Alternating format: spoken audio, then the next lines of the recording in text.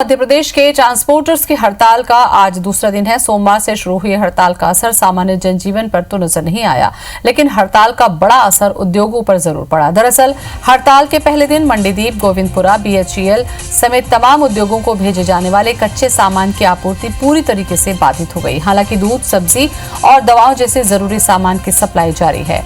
हड़ताल के चलते भोपाल जिले के 70,000, पूरे संभाग के करीब 1.25 लाख और प्रदेश भर में 7 लाख से ज्यादा ट्रकों और मालवाहक वाहनों के पहिए थमे हैं। हालांकि जबलपुर ट्रक ओनर्स एसोसिएशन और ऑल इंडिया मोटर कांग्रेस इस हड़ताल में शामिल नहीं है।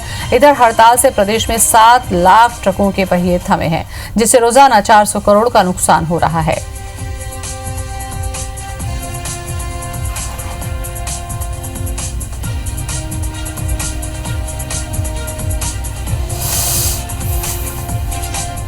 तो एमपी में ट्रांसपोर्टर्स की हड़ताल का दूसरा दिन। जबलपुर ट्रक ओनर्स एसोसिएशन हड़ताल में शामिल नहीं है।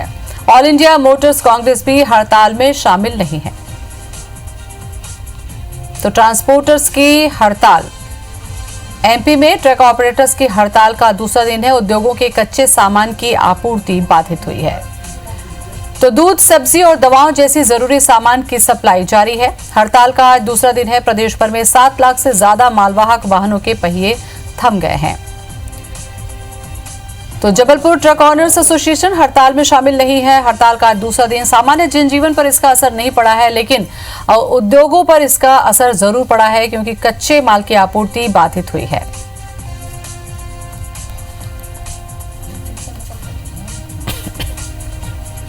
तो उद्योगों को कच्चे सामानों की आपूर्ति नहीं हो पा रही है। दूध, सब्जी और दवाओं जैसे जरूरी सामान की सप्लाई जारी है। प्रदेश भर में 7 लाख से ज्यादा मालवाहक वाहनों के पहिए थमे हुए हैं। तो मध्य प्रदेश में ट्रांसपोर्टर्स की हड़ताल चल रही है। हड़ताल का आज दूसरा दिन है। जाहिर सी बात है, इतनी बड़ी संख्या में जब ट्रक ऑपरेटर्स का हड़ताल है तो उद्योगों पर इसका असर हुआ है, क्योंकि कच्चे माल की जो आपूर्ति है वो बाधित हुई है।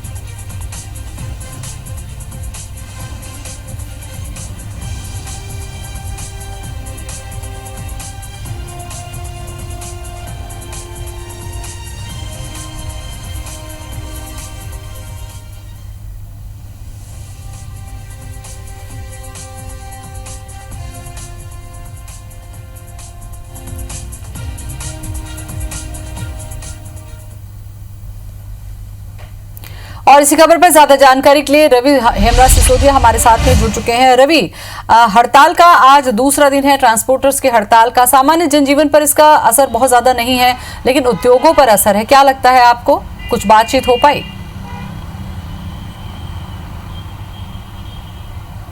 देखिए, इससे पहले भी प्रशासन और शासन से जितने भी ट्रांसपोर्ट एसोसिएशन हैं उन्होंने बात करने का काफ़ी प्रयास किया था, अपने मांगे रखने की काफ़ी प्रयास की थी, लेकिन चूंकि वो मांगे पूरी नहीं हुई है और उसका नतीजा नहीं रहा है कि जितने भी ट्रांसपोर्ट एसोसिएशन है ना, उस अपने संयुक्त रूप से एक साथ ऐलान किया और सभी ट्रांसपोर्ट एसोसिएशन जो है वो 3 दिवसीय हड़ताल पर चले गए।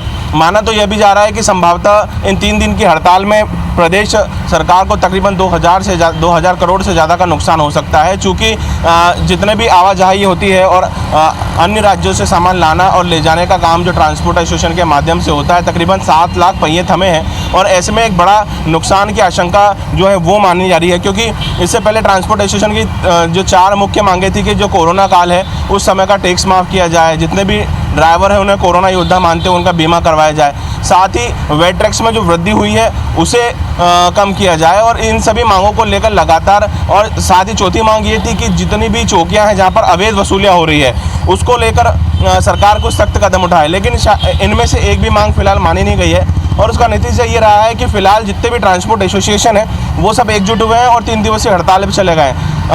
400 करोड़ से ज़्यादा का नुकसान प्रतिदिन मध्य प्रदेश में हो रहा है। ऐसे में जल्द ही जो सरकार की ओर से बात की जाए या फिर जितने भी एसोसिएशन की ओर से बात की जाए, वो जल्दी इस मसले पर बात करने का प्रयास कर रहे हैं ताकि इस हड़ताल को रोका जाए। कि टैक्स में माफी की जाए या बीमा की बात की जा रही है कोरोना वॉरियर्स मानकर, ऐसे में अगर 2-4 दिन और पहिए थमे रह गए तो मुझे लगता है कि करोड़ों का नुकसान तो ऐसे ही हो जाएगा।